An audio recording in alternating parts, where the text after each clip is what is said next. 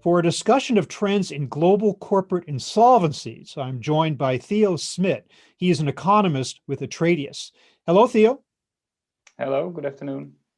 I understand that Atradius has a new report out on corporate insolvencies. What is the trend there? Just basically what's going on from a high level? Yeah, so from a high level, well, first of all, a little bit about the economic picture that we're seeing this year. Of course, we are in an economic crisis, most countries due to the COVID pandemic, which is triggering sharp economic downturns everywhere, and also linked to the lockdown measures that are in place in many countries, and that constrain certain activities. So that's about the economic picture. And how is this related to insolvencies? Well, what we generally see in times of crisis is that insolvencies go up, as we would expect. However, in this situation with COVID, actually what we're seeing in many countries is that insolvencies are declining throughout this year, which is peculiar given the size of the economic contraction that we're witnessing at the same time. And so that was an interesting finding, and we think it is related to two factors. The first one is that many countries have actually temporarily closed insolvency proceedings in courts. So there's a legal side to this, and because of this, no insolvencies can be, or very little insolvencies can be declared. Another factor we think is that governments are stepping in and providing massive fiscal stimulus, which is helping companies to survive throughout this crisis. The strong companies, but also the weaker ones that otherwise would have gone insolvent. So in the case of the first, where the proceedings aren't happening, in effect, what they seem to be doing is sweeping the problem under the rug. In other words, the problem is there, but they're just not acknowledging it in official capacity. But on the other hand, with regard to government aid, I take it, is that a Europe-wide phenomenon? Certainly, we've had a certain amount of aid in the United States. Has it been the same in Europe, say within the EU countries and the like? Yeah, it's been the same here. Governments, central bank, the European Central Bank is also stepping in. Of course, there are differences between countries in terms of the size of the stimulus. I think that in Northern Europe, generally, the stimulus is of a larger size than in Southern Europe. This is also part of the reason why Northern European countries are doing relatively well. Well, of course, we see economic contractions in Northern Europe, but they are smaller of size than in the South. Mm-hmm. So there are differences, but the general picture is the same. Governments are stepping in. What is the trend with regard to the size of companies? Are smaller or larger or medium-sized companies more vulnerable, or is it across the board? It is across the board, but my feeling is that the smaller companies find it more difficult to survive this crisis.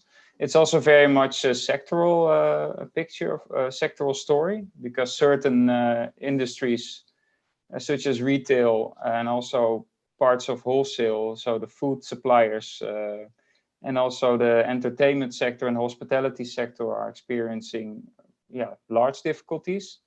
Whereas I guess industry and many business services are doing slightly better. Yeah. I also wonder about the differences between countries with regard to health regulations and the willingness of the public to go along with them, to go along with social distancing measures and the like. Are we looking at some distinct cultural differences that would explain why some countries are doing better than others?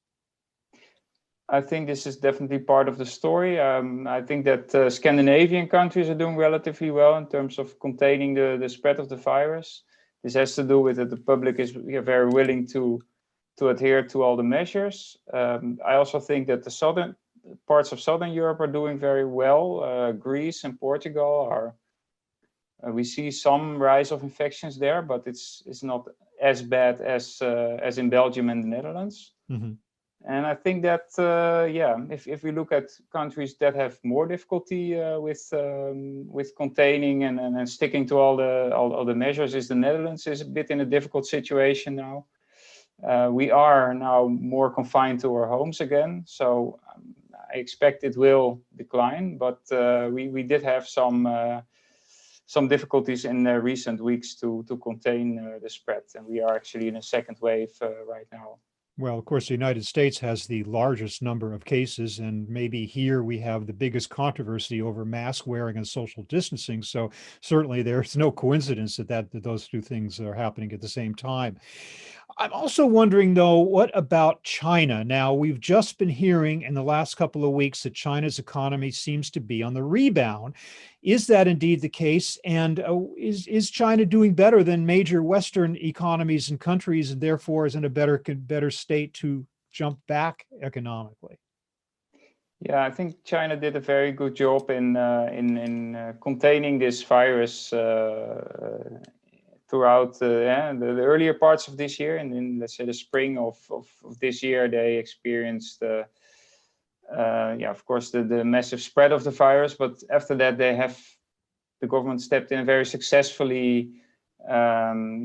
Was able to contain this virus. And yes, we do expect that the economy of China, and also their recent GDP figures confirm that expectation is going to recover very quickly from this, and they're actually reopening large parts of their economy. Mm-hmm. And they also have been very successful in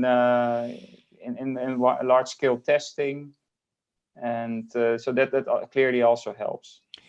Are there reliable predictions, to the degree that any prediction can be reliable, in Europe as to when in 2021 we might see some relief from the virus and we might see a resumption of normal activities and the recovery of companies? We do expect that this will happen next year. I don't think our earlier expectation was that there would be a vaccine by the first quarter of 2021. Well, I think that was a bit too optimistic. I think we should look at the second or third quarter before we can expect a vaccine. And so I do expect that, let's say, in the second half of next year, we will see a swift rebound, but it's dependent on a vaccine becoming available. Otherwise, we will we'd still have to work from home and so on. But in the meantime, it seems that government's role can be crucial in keeping the economy from crashing completely.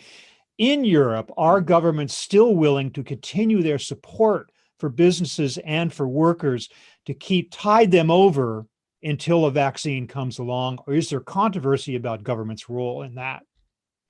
There is some controversy as regards to if we're not creating zombie firms, the way we are currently supporting all companies. So the stronger ones, but also inevitably there will be some weaker ones that are receiving fiscal support. So that definitely is a worry among economists. But I do think that we shouldn't pull away this support too soon, because companies do need this support going forward. And there is a large willingness in most countries, the Netherlands, Germany, to continue this support. And there is a difference with Southern Europe, where there is a willingness, of course, but the fiscal situation is also more vulnerable. So it is a question on how long these countries can continue providing this support. Yeah. What's the feeling about any permanent changes in Europe that might be brought about by the pandemic once it subsides, once it's over, in terms of where people are working? Will large numbers of employees continue to work remotely? Will businesses be structured differently? What do you see going forward? I do expect that working from home will become more normal. We will be more accustomed to this way of working. My company that I work for, Atradius, is also making this move. They also seem to be anticipating that we work from home more often in the future, and this is also what I hear from other companies. And I must say that in the Netherlands, we have been more accustomed to this already before the corona crisis hit us. But I do think that many companies will make this shift. Mm-hmm. Well, Theo Smid of Atradius, it's really interesting to get a European perspective on this and Atradius' own reporting and survey results on what's going on with corporate health and insolvencies. So I want to thank you so much for joining me today to talk about these issues. Thanks a lot. Appreciate it.